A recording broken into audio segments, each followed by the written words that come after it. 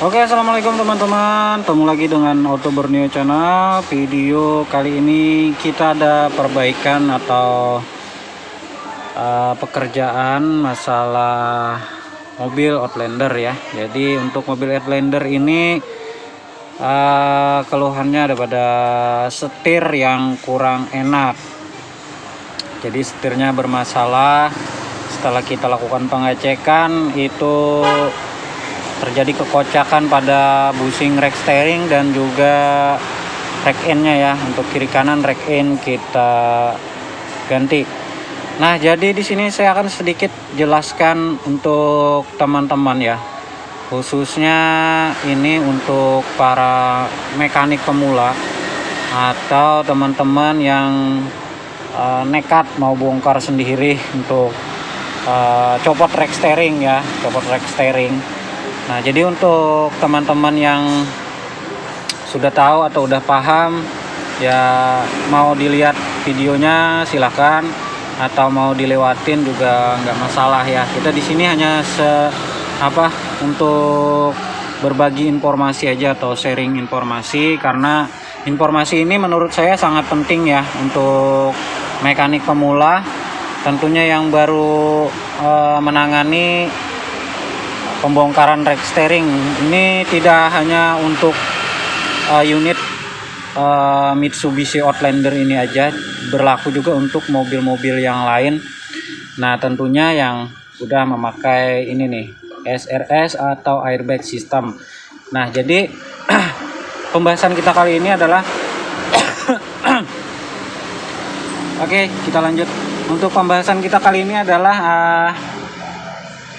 langkah-langkah atau cara-cara penurunan rack steering itu tidak sembarangan ya. Maksud tidak sembarangan itu nggak asal-asalan kerjakan, nanti bisa berakibat fatal pada mobilnya itu sendiri atau nambah kerusakan untuk mobilnya ya. Jadi ini saya hanya berbagi informasi atau pengalaman, karena saya belajar dari pengalaman yang lalu, juga sudah pernah mengalami ya. Waktu itu kita lagi bongkar rack steering punya Grand Livina ya, yang udah SRS juga. Nah, jadi waktu bongkar rack steering itu mungkin posisinya tidak di tengah ya. Jadi waktu itu juga mungkin ya karena masih pemula, masih belajar, mungkin belum tahu efeknya nanti kemana. Jadi pada saat saya bongkar itu kolom setir bagian bawahnya ya, nah saya lupa itu untuk menandai bahwa garis senter tengah setir ini nggak boleh diputar-putar lagi. Nah, ini poinnya di sini ya. Jadi pada saat melepas rack steering, posisi roda harus lurus ya, kiri kanan harus lurus, dan setir tidak boleh bengkok ke sana kemari. Jadi setir ini harus dikunci, nggak boleh diputar-putar lagi ya. Nah, jadi waktu itu kemungkinan saya juga teledor ya, begitu ya. Jadi ini berkaca dari pengalaman terdahulu, jadi belajar dari kesalahan ya, begitu ya maksudnya. Oke, jadi untuk kasusnya itu saya lepas untuk rack steeringnya. Nah, itu tanpa sadar untuk steering wheelnya ini keputar, jadi nggak tahu lagi posisi tengahnya itu di mana. Dan pada saat waktu masang, dia ini kan pembagiannya udah pas ya, biasanya itu 2,5 ke kiri, 2,5 ke kanan.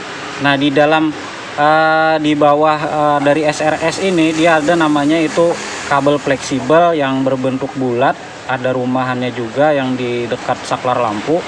Nah, itu ternyata putus.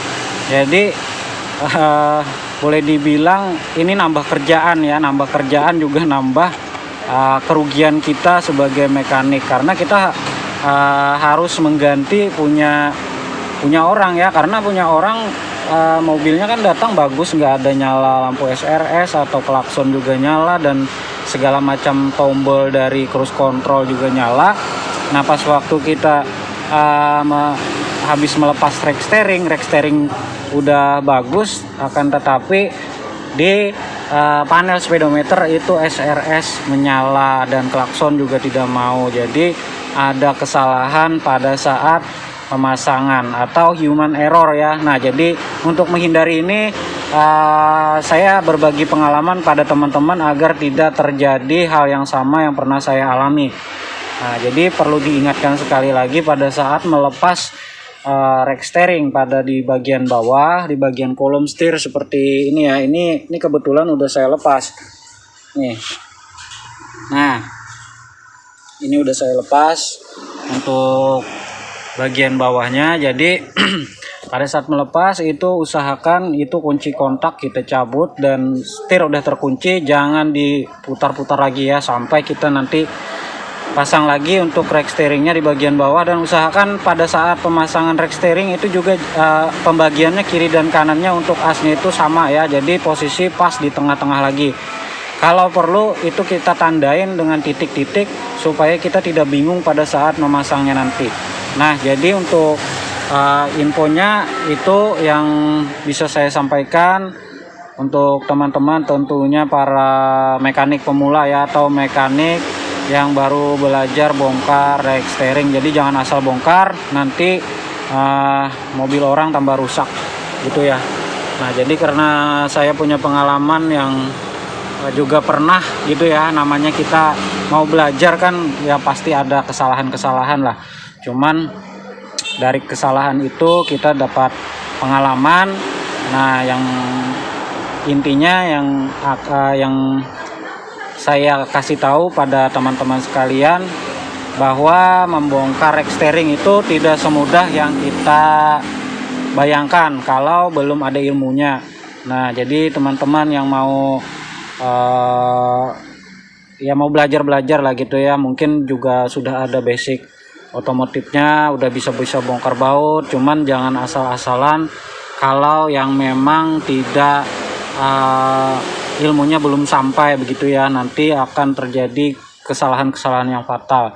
Karena untuk penggantian kabel fleksibel itu, kalau yang original saya ingat dulu itu punya Nissan Grand Livina itu harganya 1,2 juta. Jadi untuk jasa kita bongkar rack steering habis untuk ganti itu doang ya.